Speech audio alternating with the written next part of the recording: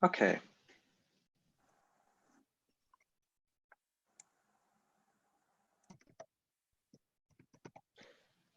Hello and welcome to the webinar today. We will have some technical issues, so I think the link of Zoom doesn't work. So I think everybody is on YouTube today. So welcome to our webinar. We have a very interesting guest today. The webinar is kind of part of this of a series or something like that. We're doing that for 4 weeks now, I guess. It's it's called Wir bilden Zukunft, or in English, we educate future. But it's kind of because we can't go to school due to Corona. So now we are doing the education on ourselves. And my name is Philip. I'm from Hamburg. And yes, I'm one of the 2 hosts of this webinar today. Yes, then my name is Tillman. I'm living in Halle right now. And yeah, I'm active at Fridays for Future. And I want to remember that today is the International Day of Peasant Struggle in memory of members of the landless workers movement. And in 1969, they were shot by the Brazilian military police. And yeah, they were fighting for justice and protecting their land. And today, peasants, farmers, and people around the world are in commemoration on this. And we want to talk about agriculture as well today. And that's why we are extremely happy to have Johan Rockström with us. He is founding director of the Stockholm Resilience Center and currently professor at the Potsdam University. And studied agriculture and graduated in natural resource management. He's a leading scientist on global water resources and is internationally known to a wider public due to the publication of the Planetary Boundary Framework together with this team. And we want to talk about our food system and agriculture within this planetary boundaries. And above all, he's the author of a cookbook, Eat Good. So first of all, maybe you can tell us how being a climate scientist and author of a cookbook is linked with each other. Yeah. Yeah, so that's an interesting question. So when I was leading something called the Eat Lancet Commission, Lancet is the world's most let's say, renowned scientific journal for medical research. And the Lancet Commission had one purpose, and I'll be referring quite a bit on that, to say, what can science tell about how we define a healthy and sustainable diet? Basically, how do we cook healthy and sustainable food? I got to know a lot of fantastic chefs, and we came up with this idea that science and chefs should together start to communicate a bit better. So, of course, that cookbook is filled of fantastic recipes, but I've not done the recipes. I've just done the science around the recipes. But that was a great project, and it's actually a bit of a bestseller around the world. That how to cook food to save the planet. So we might come back to that. Great. So I would say maybe just start with the lecture right now. And okay. No, thanks. And hello, everyone. And this is a great opportunity to share with you the science on why transforming food, and if we fix food in terms of both health and sustainability, can be the most decisive step towards fixing a stable climate and a livable planet for humanity. And we meet today, of course, in a very turbulent, shaky, critical time in the midst of the Corona crisis. And what I'll try to do is to provide you with the scientific evidence that these are all interconnected crises, that pandemics and zoonotic viral disease outbreaks are connected with how we produce food, how we handle our climate, how we mismanage our planet, and how the globalized world of what I call, and you've certainly heard that, let's see, now for some reason, here we are, the whole scientific definition of the Anthropocene being the new geological epoch that we've entered since roughly the 1950s, when we scientifically, we can now show that we, humanity, we the modern world, have become a geological force. We're now the dominating force on the whole planet, and that we outpace the pressures from our distance to the sun and volcanic eruptions and earthquakes, the natural big geophysical changes that has determined whether we are in ice age or whether we are in a hothouse or whether we are in an interglacial.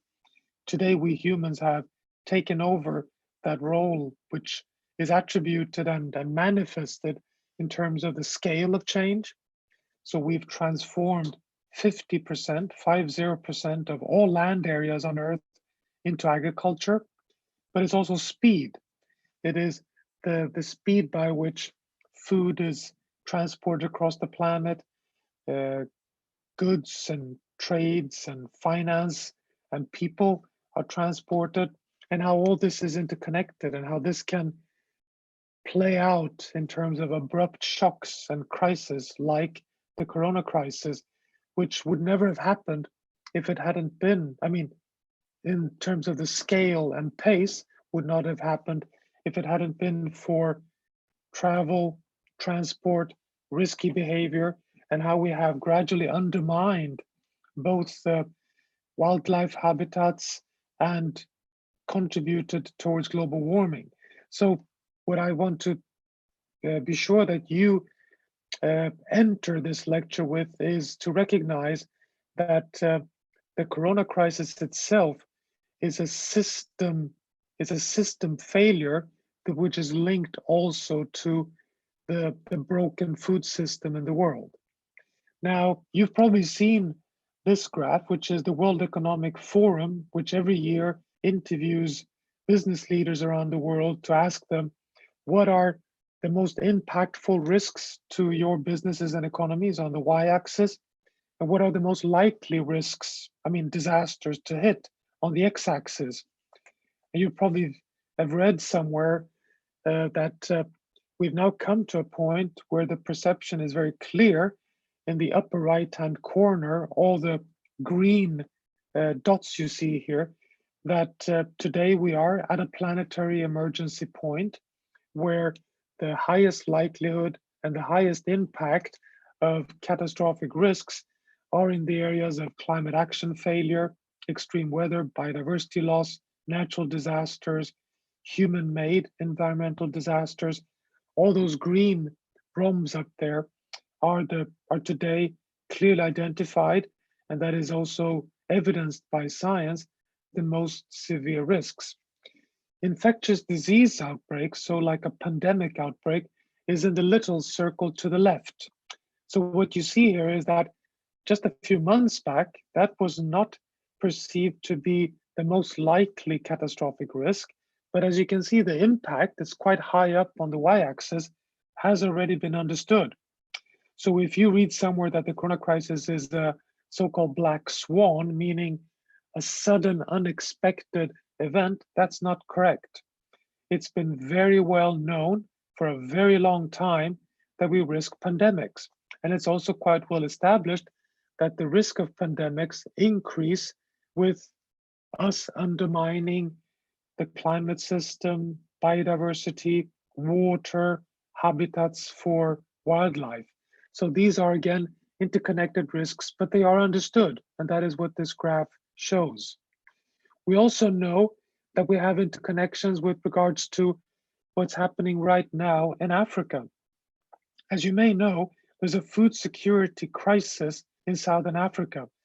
Zimbabwe, Zambia, parts of Uganda, Kenya, Tanzania have had years of drought, which are accentuated, reinforced by climate change, and are right now fighting a terrible locust plague, which is also very likely connected to disruptions in regional weather systems. Now, the corona crisis hits right on top of this. So you suddenly have, as you may have heard from BBC just today, almost riots in Harare in Zimbabwe because there's not enough food. And when there's not enough food, it leads to riots, and people can't hold social distancing in situations where they're desperate to get food. So desperate to get food leads to unhealthy, risky behavior in times of pandemics, obviously. So this is a link that is occurring right as we speak. At the same time, there's positive news. We know that if we can transform land use and food systems, we can also have a synergy. We can have win-win with climate action. And there's studies showing that up to 30% of the reduction in greenhouse gas pressures and climate forcing, as we say, meaning the destabilization of the climate system, can actually be successfully provided by sustainable agriculture, meaning carbon sinks in soils, planting trees, and regenerating ecosystems. So the climate crisis can partly be solved through sustainable food systems.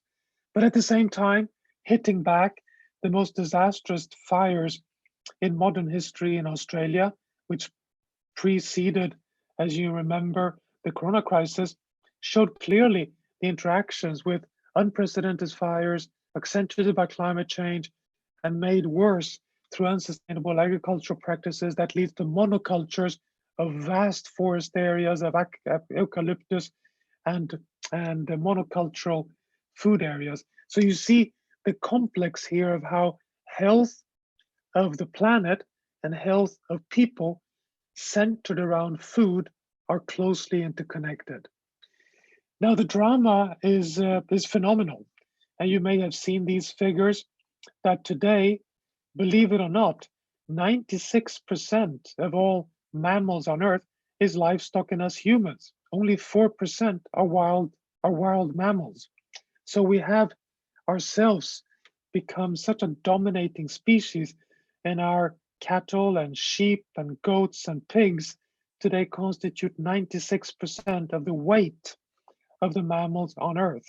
And that we've lost, as you know, over 80% of wild mammals, 80% of marine mammals, 50% of plants. And we are, as you may know, in the 6th mass extinction of species, and that this extinction is driven largely by agriculture.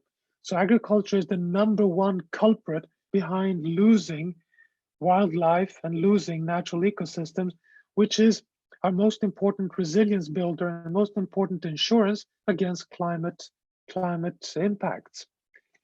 We also know, this is scientific frontier, but we have increasing scientific evidence that, to begin with, we know for certainty that domesticated animals, so our chicken, our pigs, our cattle, are one of the dominating sources of virus outbreaks that hits and infects humans, what we call zoonotic disease outbreaks.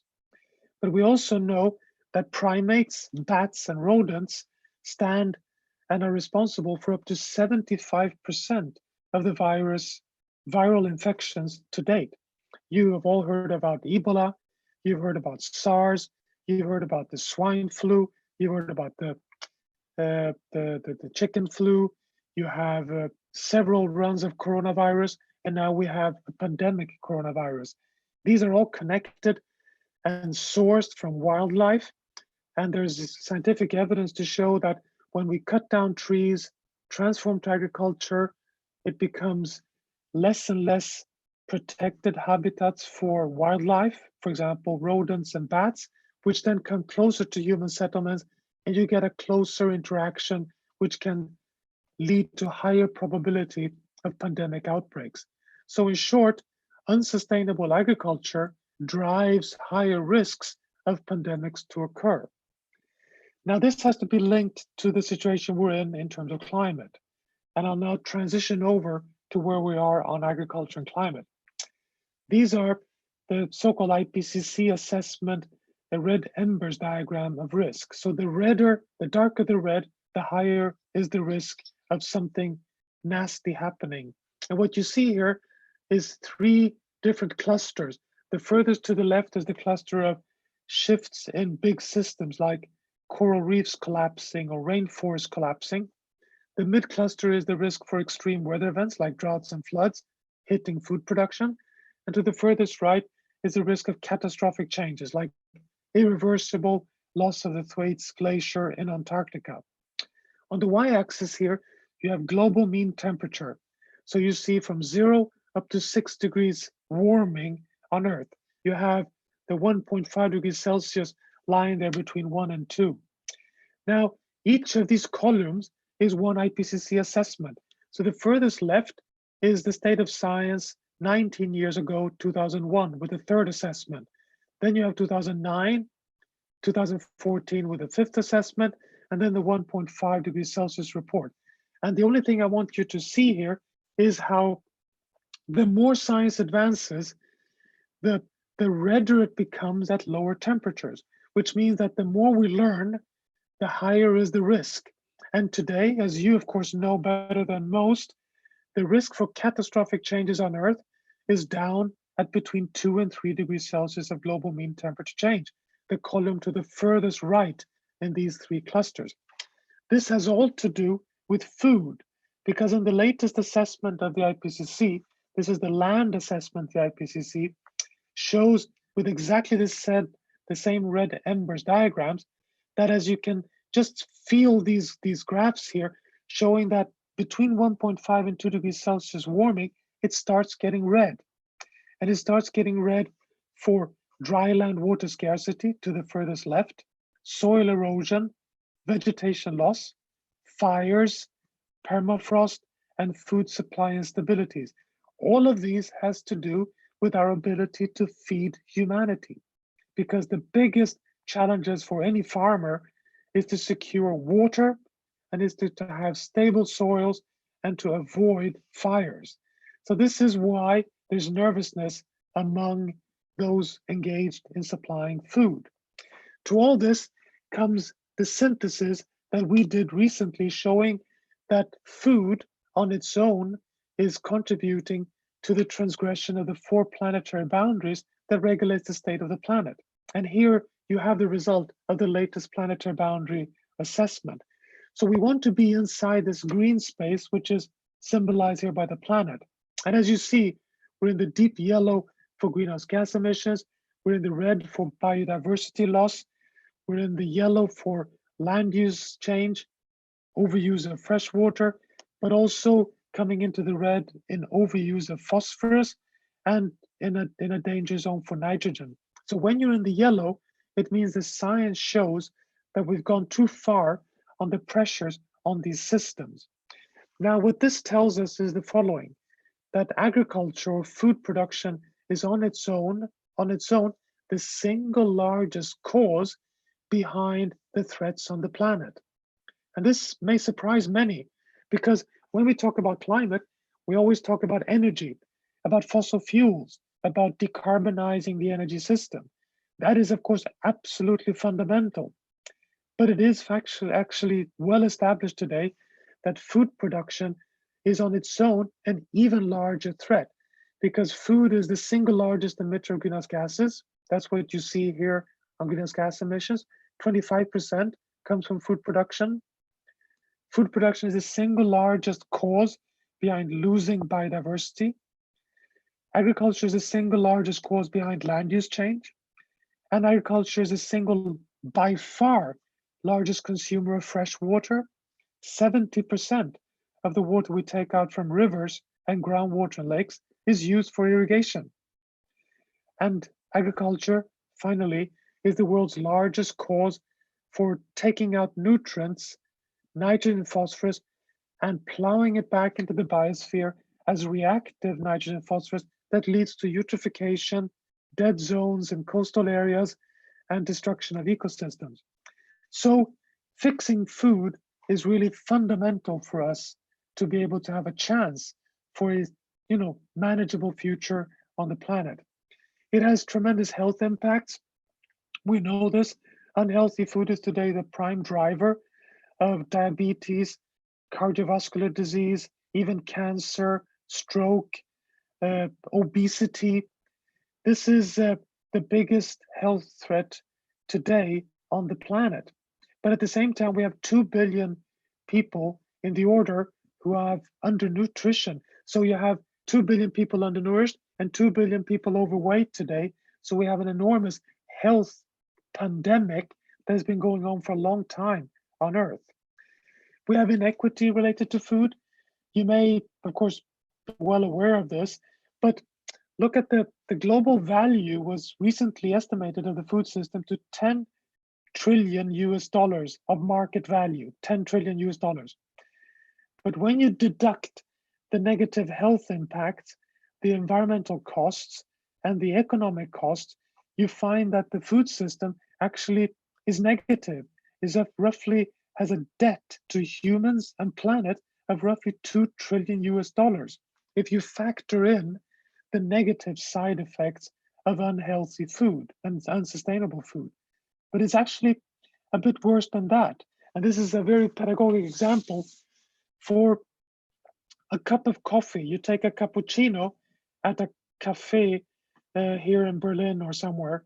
And what you find is that when you build down where does the revenue go for that cup of coffee, you find that only a 10% of a cup of coffee is actually back to the producer of the coffee bean. But it's only 10% of those 10% that actually goes to the farmer who cultivates the coffee. So it's only 1% of the cup of coffee that goes back to those who are managing the ecosystems, just showing how the distribution of food is unequal in the world. So where does this take us? Well, it takes us to 3 takeaway points. We are now in a lose-lose situation. In the upper left-hand corner, we're losing on planet and we're losing on health in the food system. We want to shift over to the win-win corner. We'd like to find sustainable, healthy food systems that can align themselves within the safe operating space of planetary boundaries, while at the same time deliver healthy food for 10 billion people. Is this possible? Well, we launched the Eat Lancet Commission to answer this question. It was published a year ago, or a bit more now, 1.5 years ago, and it defined for the first time sustainable healthy food, and did so by applying planetary boundary framework and the planetary health framework. Now, for health and for sustainability, the focus is on the key food groups in our diets. So grains, vegetables, fruits, proteins, dairy, fat. You've all seen and learned in school these components of healthy diets, of dietary components in a food system. And for sustainability, we focused on the key planetary boundaries, on greenhouse gases, water, nutrients, biodiversity, and land. Now, for health, I won't go through this in detail. The source is available for you if you want, but just to say that we are today able to quantify a healthy diet, quantify what do you need on your plate in terms of components of grain, fat, vegetables, fruit, animal-based proteins to have healthy food. What is a healthy diet from a scientific perspective today? Well, it is not surprisingly what we can call a flexitarian diet. So science does not say that it should be a purely vegetarian diet, but it says that we should reduce very significantly, actually by a factor 3, 4, 5 reduction of animal-based proteins, particularly red meat.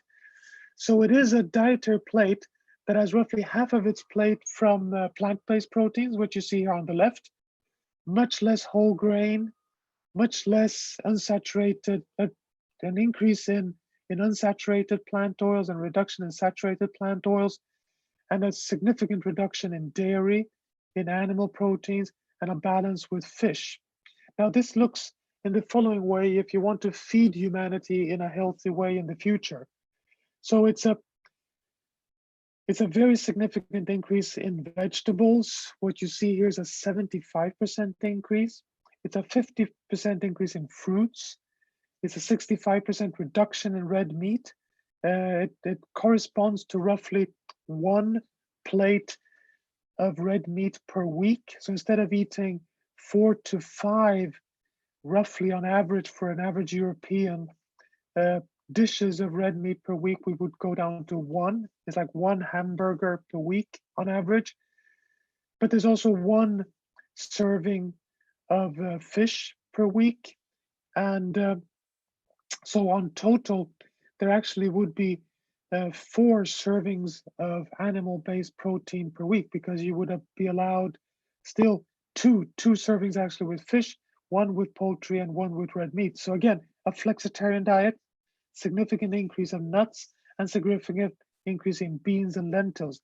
This is just to show you that science today is able to provide guidance on the framing for a healthy diet. Now, this is not postulating one specific diet. It gives you just the framework. It could, for example, look like this roughly. And as you see, much more vegetables, much more nuts and fruit, and much less animal-based protein. But of course, it can actually be translated to any culture anywhere in the world. So it is just giving the scientific boundaries to stay healthy. We can do the same for sustainability, but we've also estimated, which is quite remarkable, that by eating healthy diets, we could save up to 11 million lives per year. Can you imagine? And these are numbers from 3 different independent studies showing that between 10 and 11 million premature deaths can be avoided.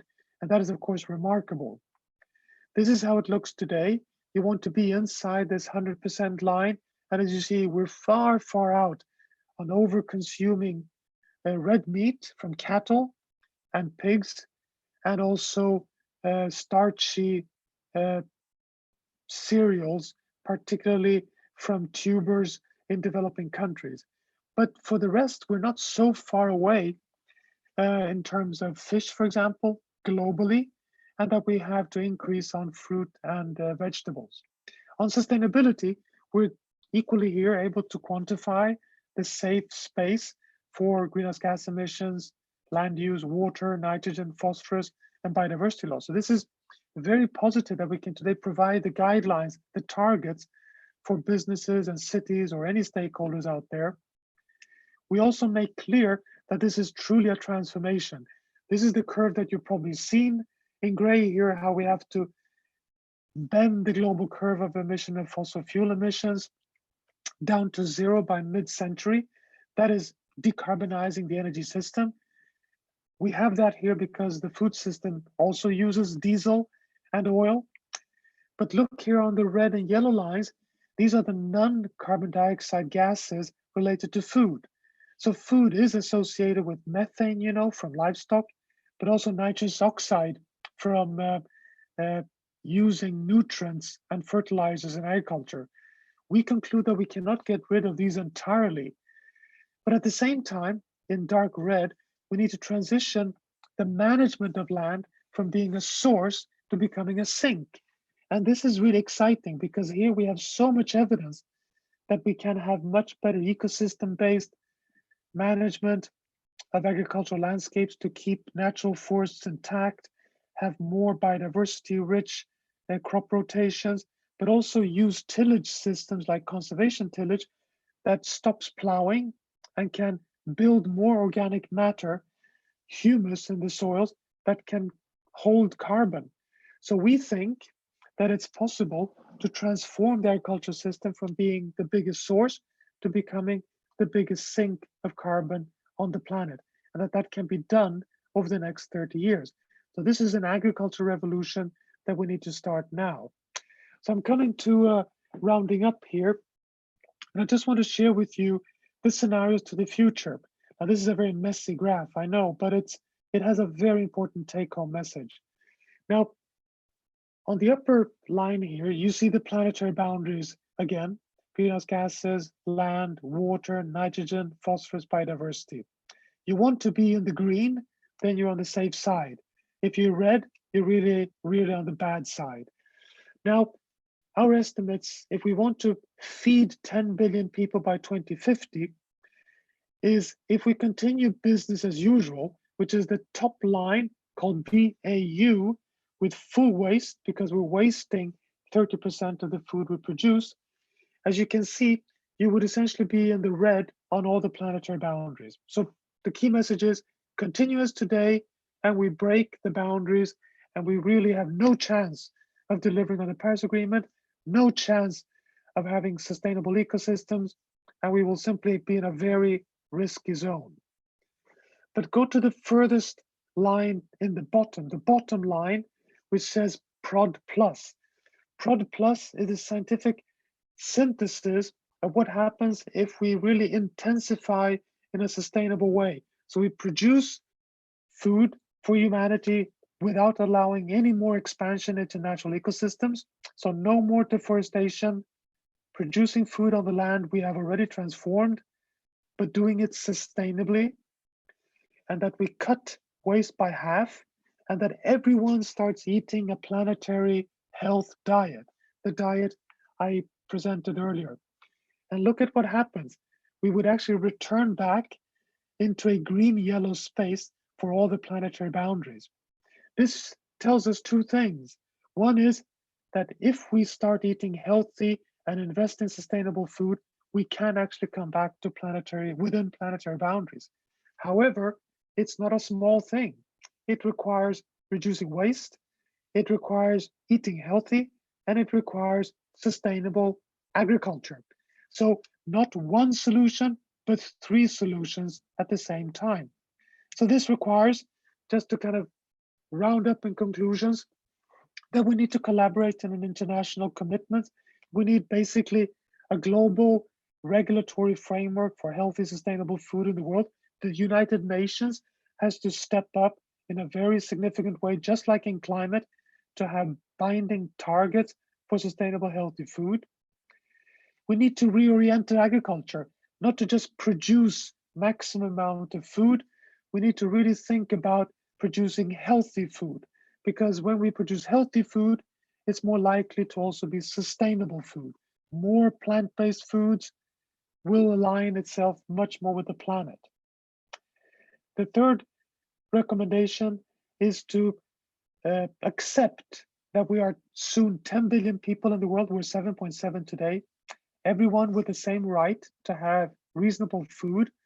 We cannot just expand when we feed humanity by destroying natural ecosystems like rainforests. We have to invest in modern agricultural systems on current crop land. So I am in favor of using biotechnology, of using modern GPS and global data systems for precision agriculture, using modern technology in a sustainable way, because we cannot just extensively destroy natural ecosystems to feed humanity. Finally, we need to really understand that we now have to incorporate the sustainability agenda into the food agenda.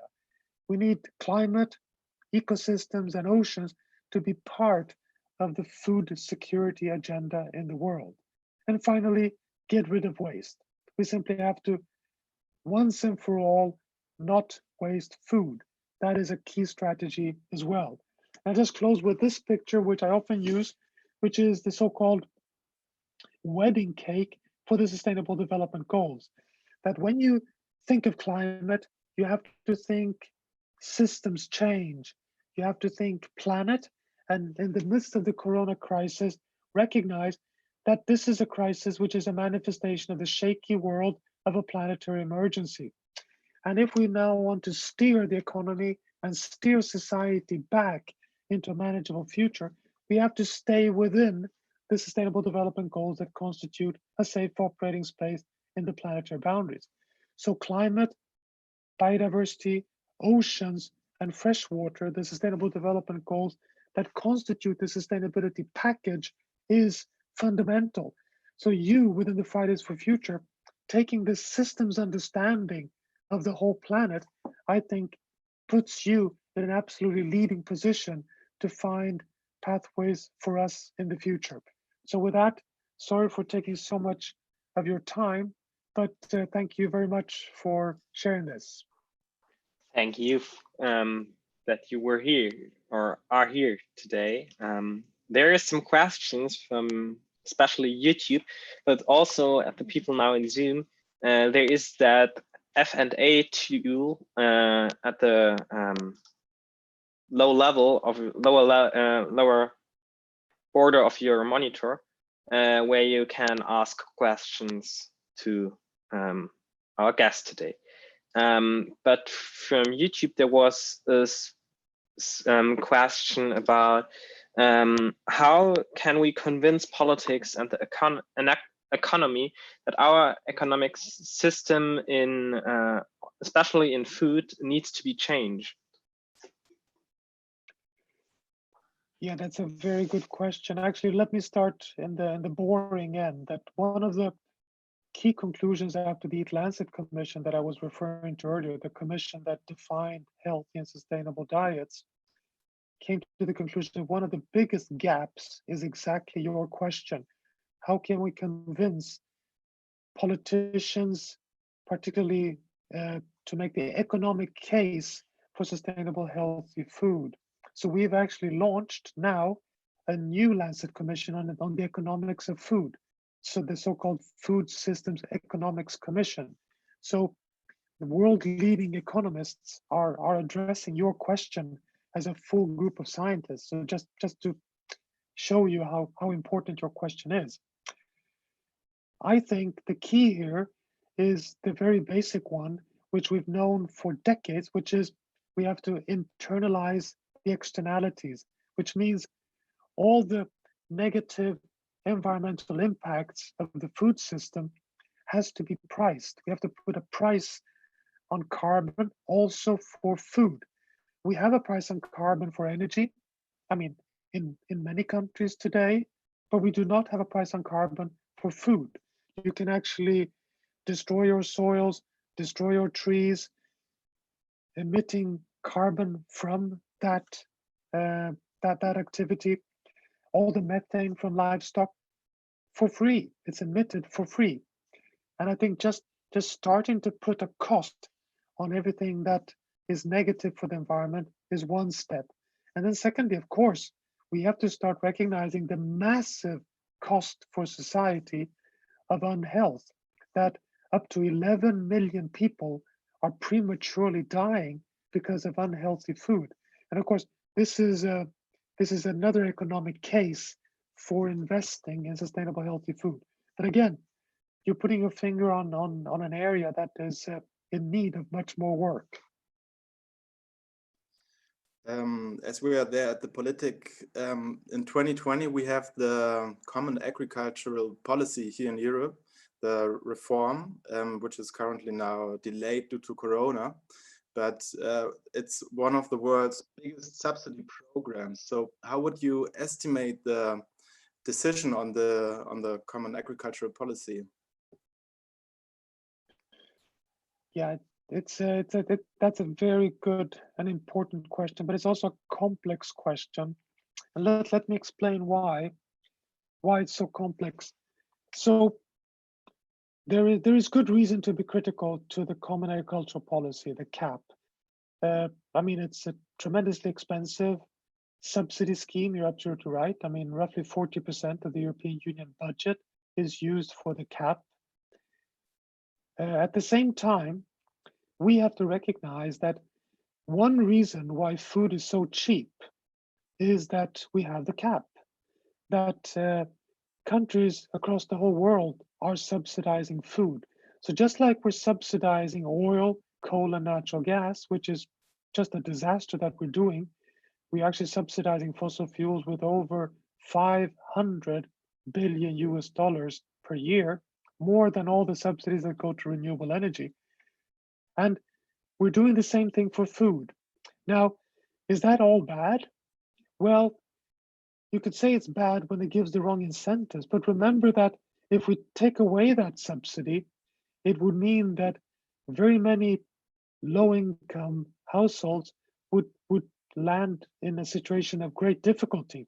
So we have actually come into a very difficult lock-in in the world today, where it's almost become a human right, almost like a necessity, that food is affordable.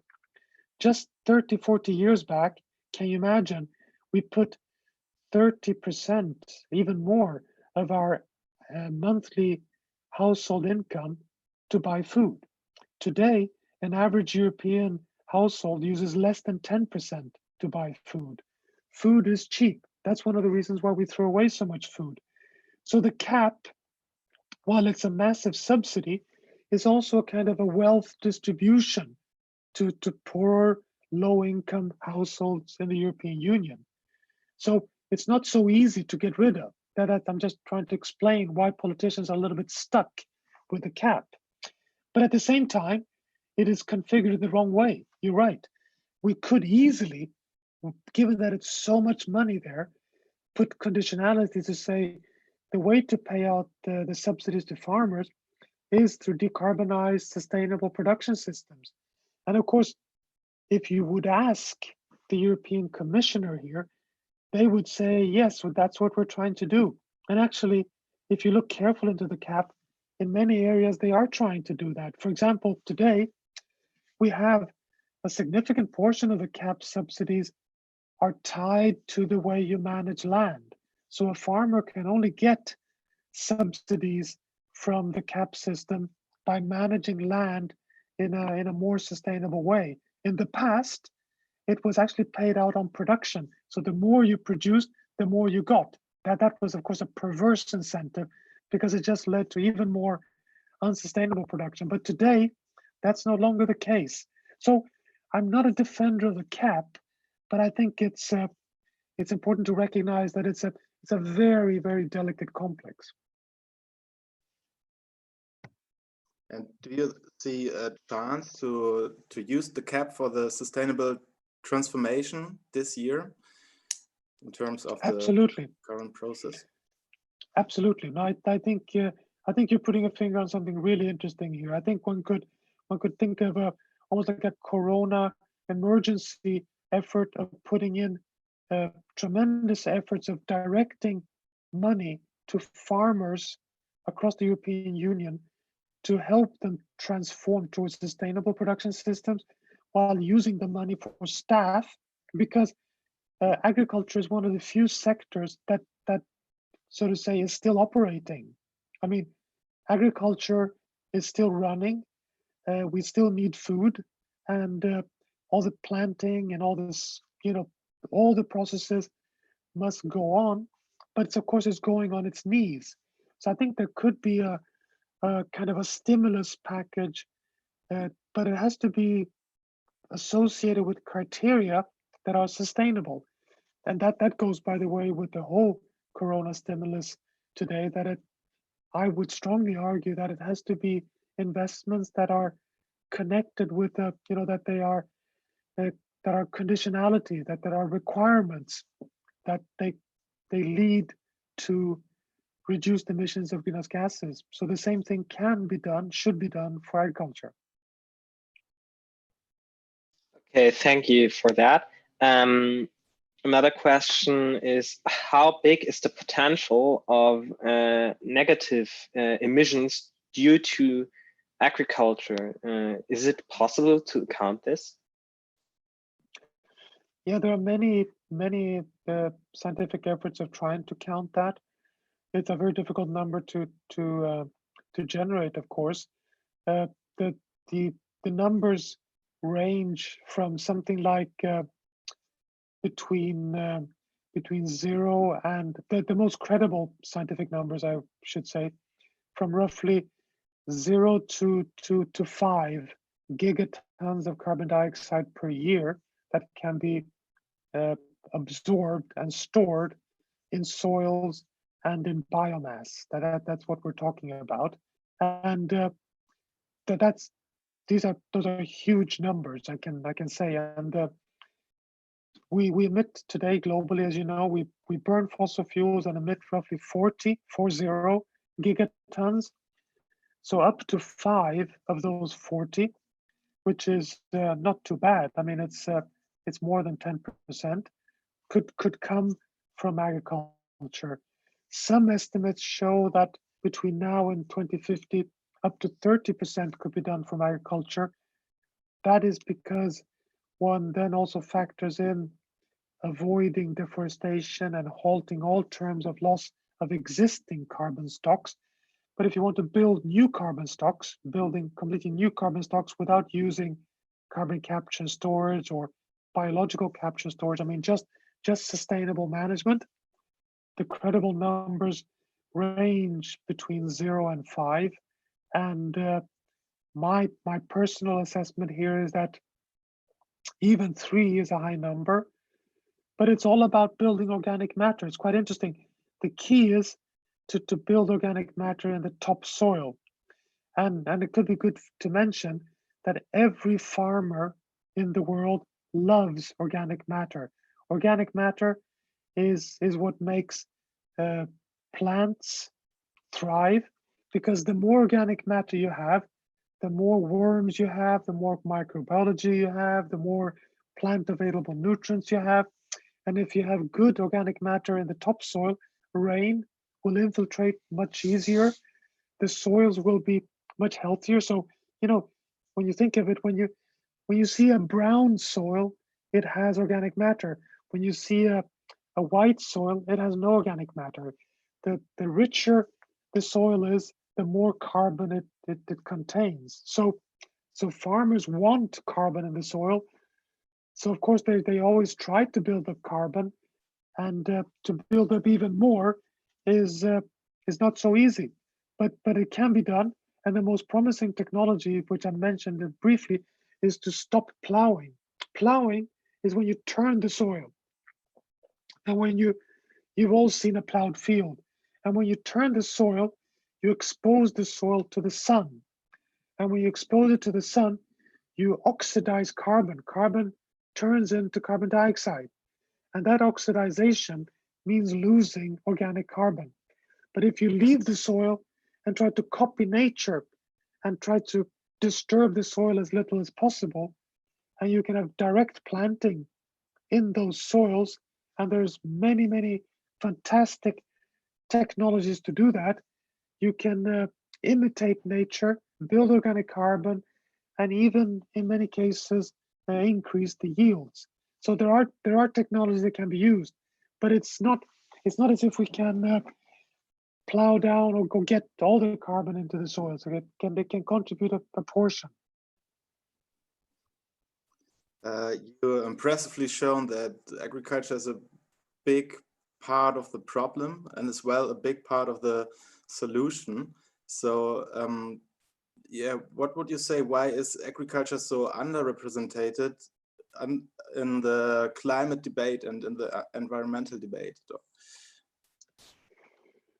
Yeah, if I had an answer to that, I've also often wondered exactly the same. It is quite remarkable how agriculture is. I have a close colleague at the World Bank who once said that agriculture is roughly 20 years behind the energy agenda, and we have good reasons to be very concerned over the slow pace by which we're decarbonizing the energy agenda. But so that just tells you how far behind agriculture is. You're right, it's been allowed to stay outside of the climate debate for too long, for the sustainability debate for much too long. And even though there's a big mobilization today, I would argue, it is, there's something awkward with the whole agricultural area. I mean, one way to explain it is that it is, I think wrongly in my mind, but it's perceived as being such a local affair, so much of a, not only every country, but basically every county, every region in the world has its own policies and rules and ways of producing food, and food is like an untouchable area that is associated with such an enormous diversity across the world. And what we're showing scientifically now is that the food system has to be understood as one big planetary system, not as a myriad of different small systems. I think that could also be a reason why there's been such a lag time. But But then you should also know that, you know, it hasn't been known for so long that food is such a big threat to human health.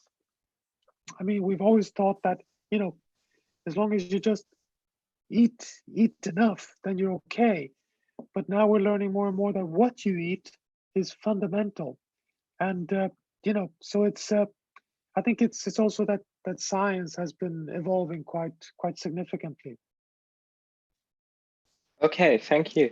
I think with clear on the watch, one last question, because the level or the numbers of people living on that planet, this planet, are rising since years enormously. So about, I think the latest number is about 7.8 billion people. And actually, I am there. Every scientist said there is no end. There currently is no end in future scene. So how can we feed about 7, 8, maybe 9 or 10 billion people without destroying forests and the environment? Yeah. Yeah, so we're ending on the big note, and this is of course the kind of the holy grail. So let me start with making one important statement, which I think everyone has to recognize, which is that yes, we are 7.8 billion, and not only are we that, we are more or less committed to 10 billion.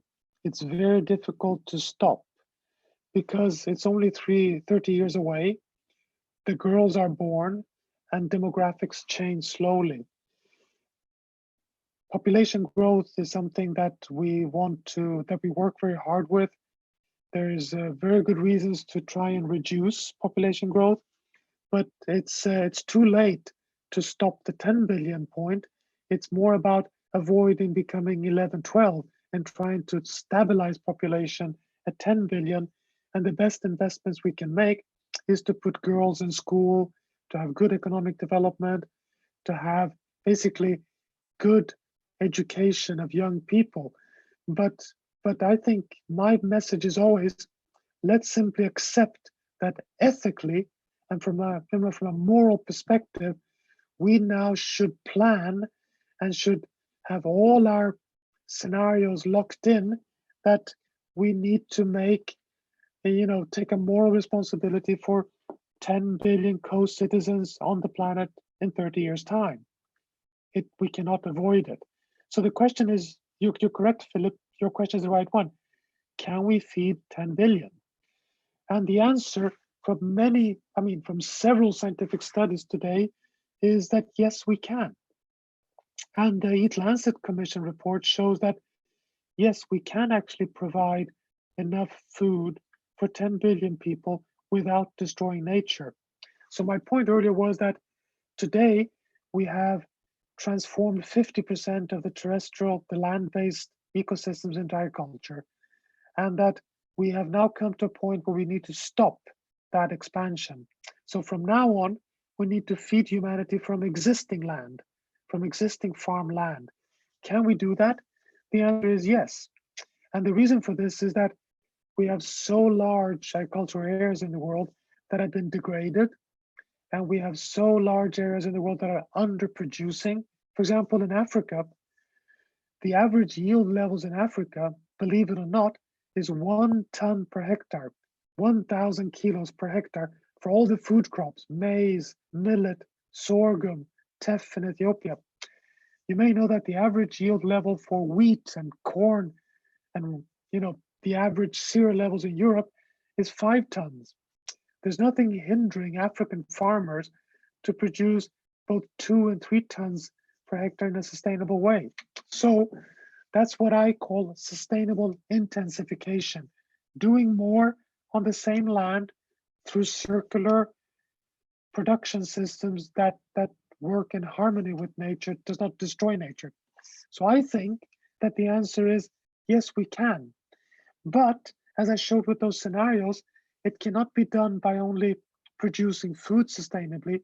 We also need to get rid of food waste, and we also need to eat healthy food, because if we all eat healthy food, the food will be enough for more people. Because you know this, we need to put 5 units of vegetable plant materials to get 1 unit of meat. 5 units of plant protein to get 1 unit of animal protein. So of course, if we reduce animal protein, we get a factor 5 more protein for us humans. So there is a change required, but there's no physical limitations, if we put it that way. So we can succeed. Thank you for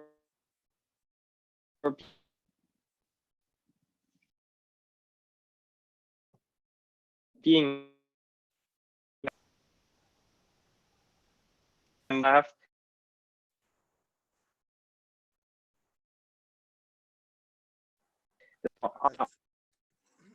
I think Philip is a little bit out. Can you hear him? It's cutting a bit.